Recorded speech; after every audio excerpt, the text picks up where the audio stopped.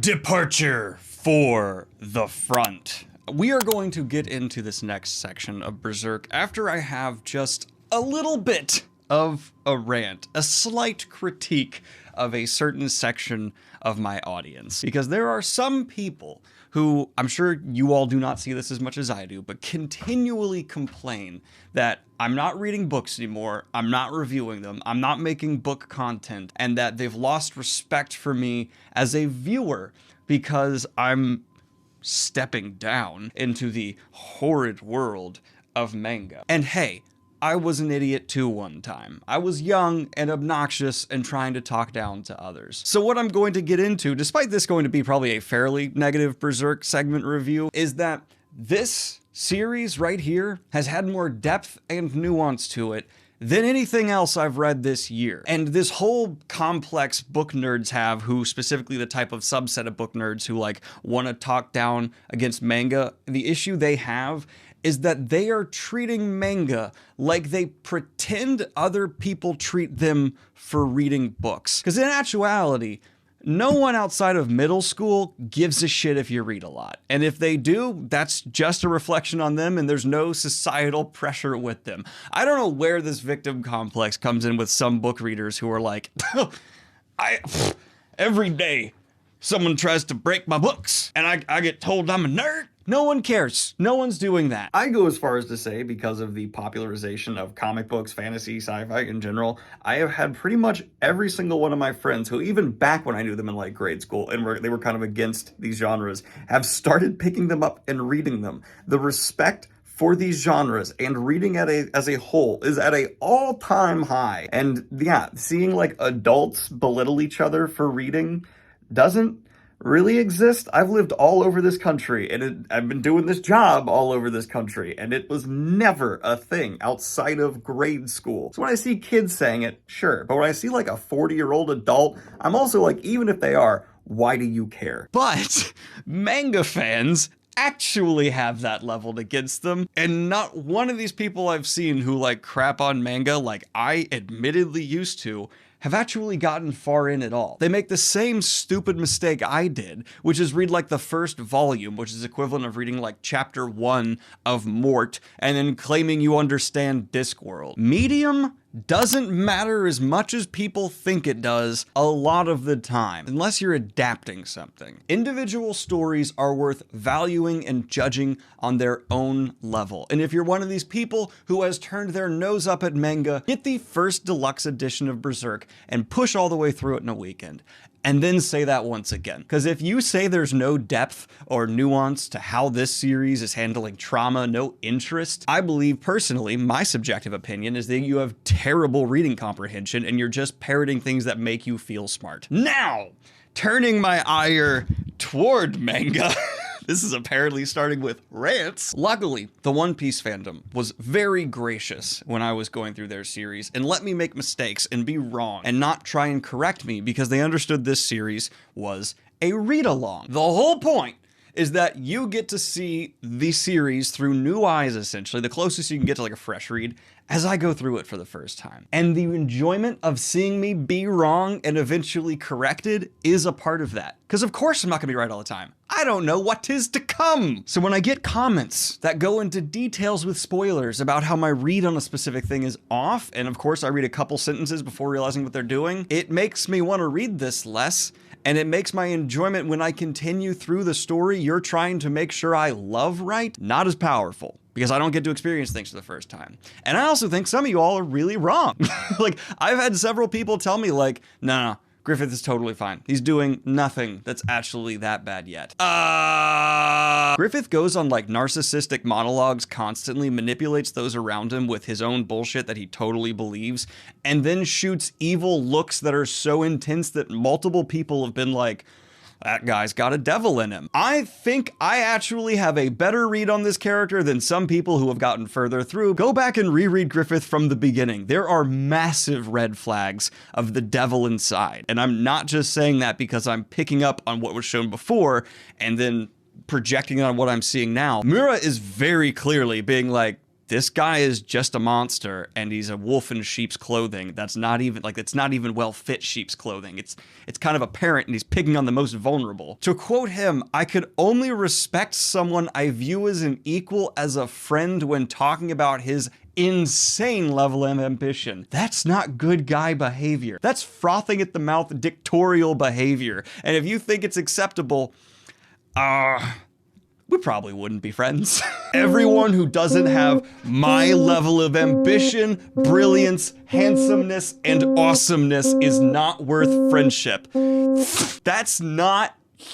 What? Oh, he's a great dude. Great dude. No. The fact that he preys on people who are consistently just in the most vulnerable places in society and brings them really close to his circle so he can, like, mold their brains. Totally normal behavior. Very normal behavior. And this is coming from someone who, as a result of their own severe anxiety, does have a form of narcissism, where I have a very hard time thinking of other people's perspectives, feelings, because I'm so self-involved with the hyper self-critical things that are going on up here. I also have anger management, I've recently learned. I'm aware of these things. I've had diagnosed with these things. I can spot these things. And I would bet you money, if you ask the author, he would say, yeah, that was intentional, and it's there. That's my rant. Let's get into this part of Berserk. So Departure from the Battlefront picks up with, again, this is not going to be my favorite, though I'm still enjoying it. Griffith just walking through the castle, and he runs into this priest who was the one who tried to set up the assassination before, and there's a bit of a back and forth where Griffith is like, yeah, this is crazy, there's all these assassinations happening. And the priest is like, there's a rumor, I don't know why he sounds like Jerry Seinfeld, but there's a rumor that that arrow was meant for you. And Griffith is like, yeah, I know.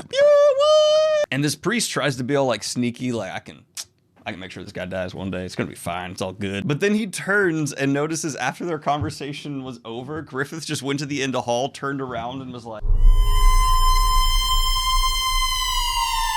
towards him. But no.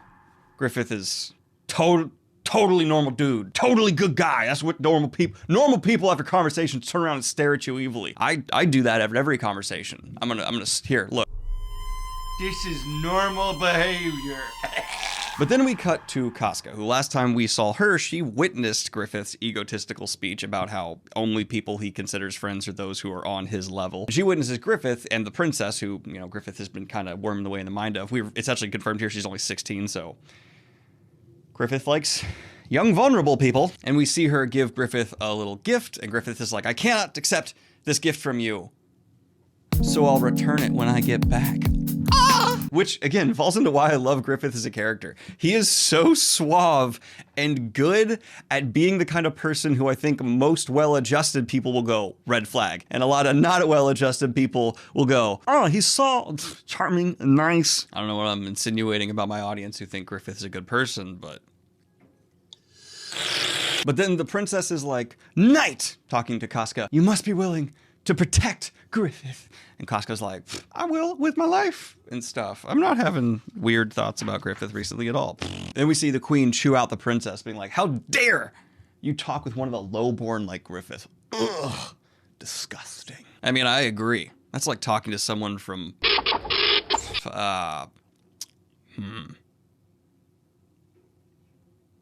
New Jersey. Fuck you, New Jersey.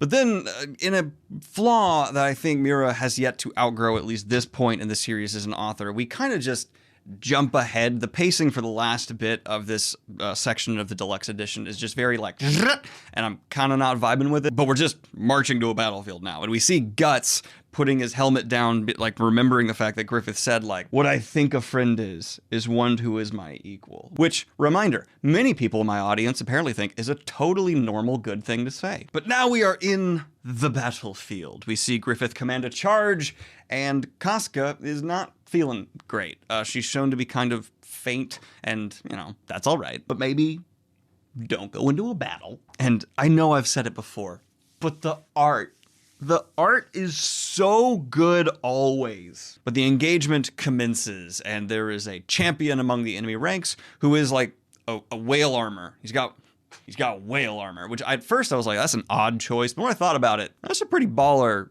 choice. Like, lion, overdone. Eagle, actually kind of fragile. Like, I could punch an eagle to death. But a whale? First of all, I gotta get in the water. And That's kind of scary to begin with. If there's like a big thing in the water with you. Meh. And then they're also really tough. Like, it takes a ship of guys to take down a whale. So, you know what? 10 out of 10 armor choice. I approve of whale-themed armor. But this faint Casca ends up in an engagement with Whale Armor Man, and she is not feeling well. And he just starts being like the most over-the-top sexist chauvinist pig you could possibly come across. And Casca, to her credit, I think regularly would probably handle him quite fine, because she's been, you know, shown to engage with some pretty badass dudes. But because she's like not feeling great, doesn't go well for her. Which, Mira, immediately a way to make me hate someone so much more. Like, him being a chauvinist pig, already I'm like, yeah, I hate Whale Man. Fuck you, whale guy. But then having Casca, because of her like current state, unable to beat him, so he feels like he's justified, just has me like... I mean, he even insinuates that she's only a commander because she had sex with Griffith, which, like, dude, show some class. I hate him. Good job. I'm supposed to hate him. So good job. But right as he's about to kill Casca after a very gross proposition, Guts shows up and saves Casca, which... Okay, we're going to get into the representation of women here real quick, which I did a lot of reading about in between this and the last video, because I wanted to get female perspective on this, because, well, my comment section was full of guys saying that Berserk's representation of women was great.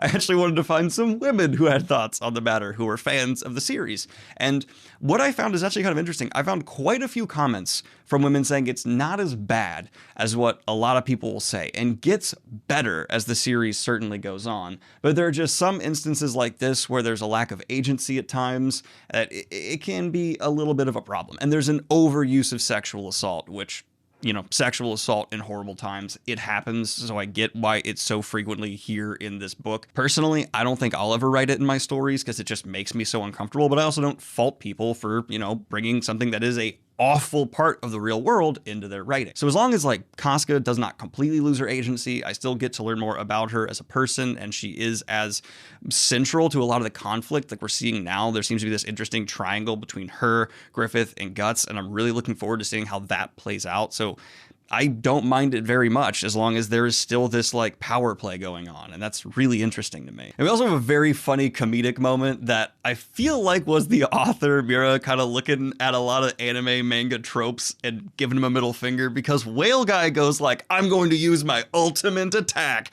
and starts like spinning his spear, and Guts just takes his sword and fucking whacks through it and kills him. And that's just comedy gold to me. I love anytime someone's like, well, I'm going to...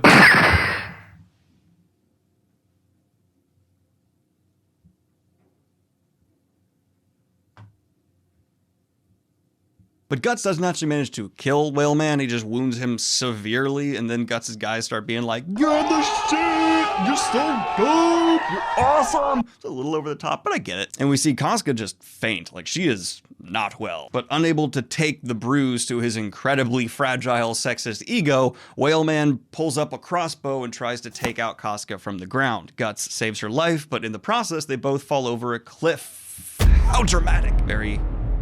Very Stormlight of you. Except this came out before Stormlight. Oh my god. Brandon Sanderson's just been writing Berserk fanfic this whole time. That's how he writes so fast. But he pulls Casca from the water in his full armor. Not an easy thing to do, and maybe more likely to kill you than falling from that cliff. And he now has to help her survive, as they need to think of a way to get back to the army at the top of this super high cliff. Now we cut back to the army. We see Griffith being told of the fact that Guts and Casca fell over this cliff and you could lose them. But he's also being told we can't like pull a large contingent of troops to go look for them because we're at a very critical moment right now. That would be seen as a waste of the king's resources. We have to focus on the battle. And Griffith is like,